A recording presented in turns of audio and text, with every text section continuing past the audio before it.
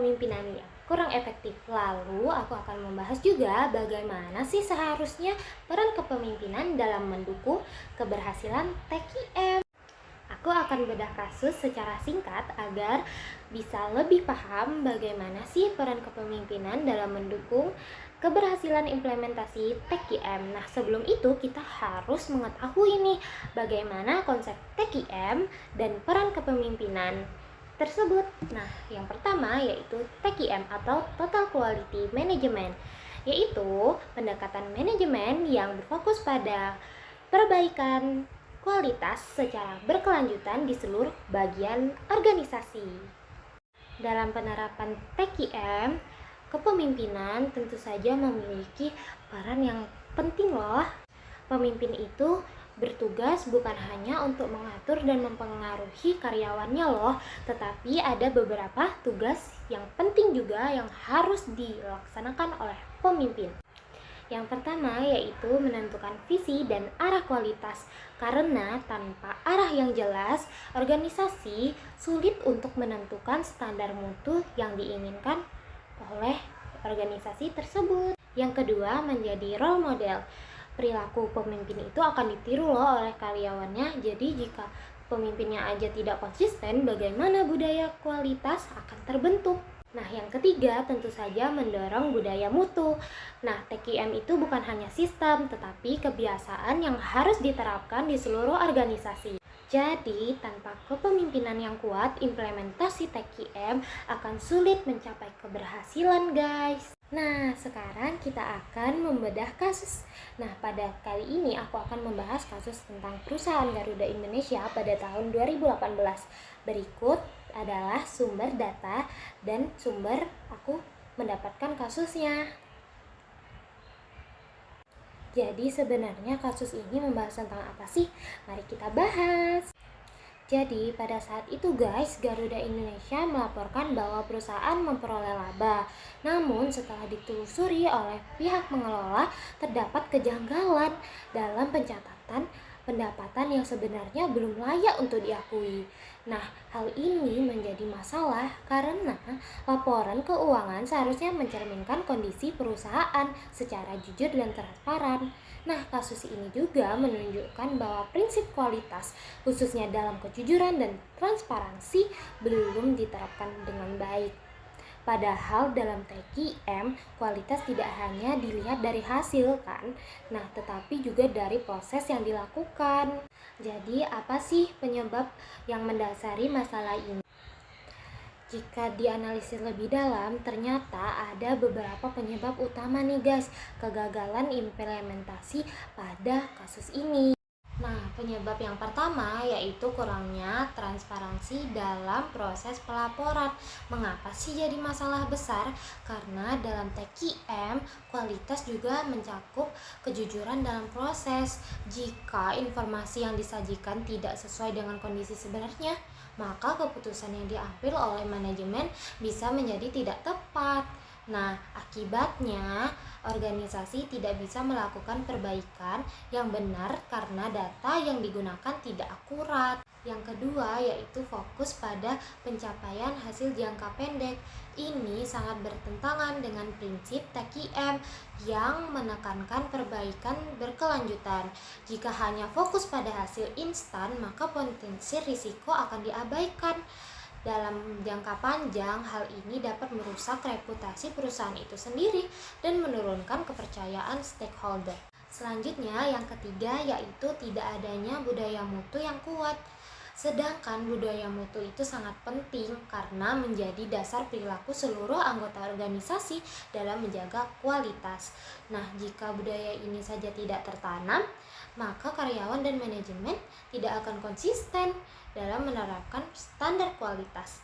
Nah, akibatnya nilai seperti kejujuran, tanggung jawab, dan perbaikan berkelanjutan tidak menjadi prioritas. Nah, yang keempat yaitu sistem pengendalian yang tidak berjalan optimal. Sedangkan sistem pengendalian ini kan berfungsi untuk memastikan bahwa setiap proses berjalan sesuai standar. Nah, jika sistem ini aja lemah, maka kesalahan atau penyimpangan tidak dapat terdeteksi sejak awal.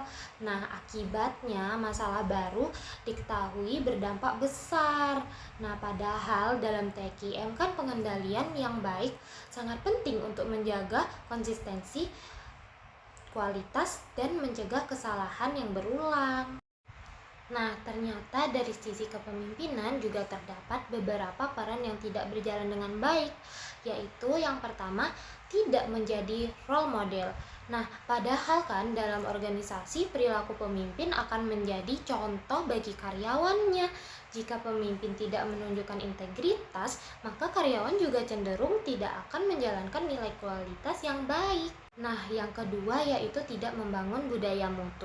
Padahal kan budaya mutu sangat penting karena menjadi kebiasaan yang mengarahkan seluruh anggota organisasi untuk selalu menjaga kualitas. Nah, tanpa budaya ini, TQM hanya akan menjadi konsep tanpa penerapan nyata.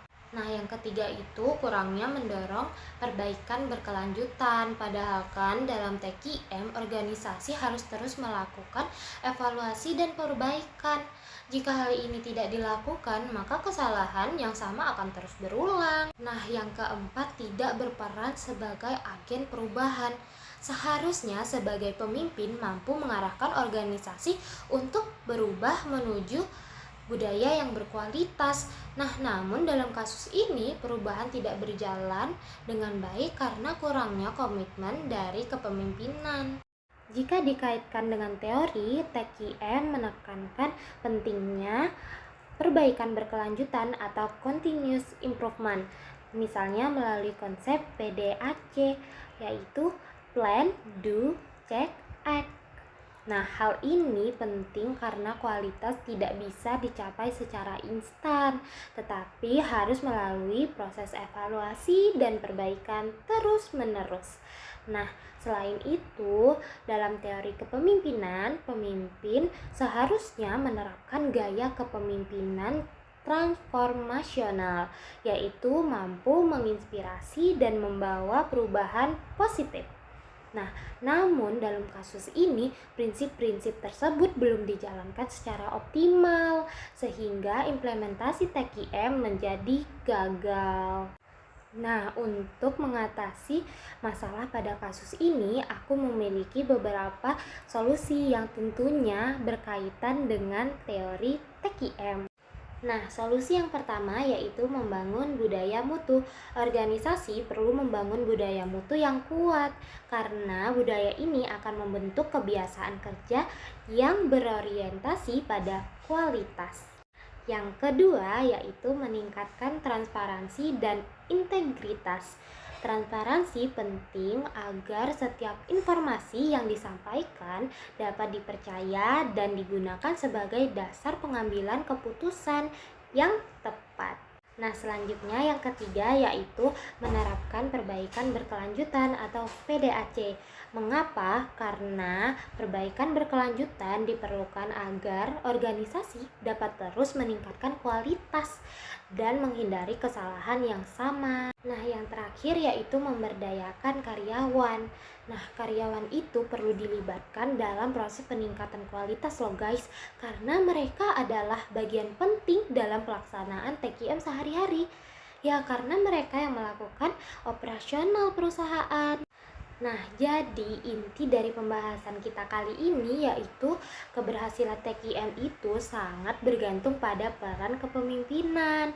Nah, pemimpin harus mampu menjadi contoh, membangun budaya mutu, serta mendorong perbaikan berkelanjutan agar kualitas yang dihasilkan baik. Nah, tanpa hal tersebut, TQM hanya akan menjadi konsep tanpa implementasi yang nyata. Nah, sekian teman-teman pembahasan tentang peran kepemimpinan dalam mendukung keberhasilan implementasi TQM. Sampai bertemu di video selanjutnya. Dadah.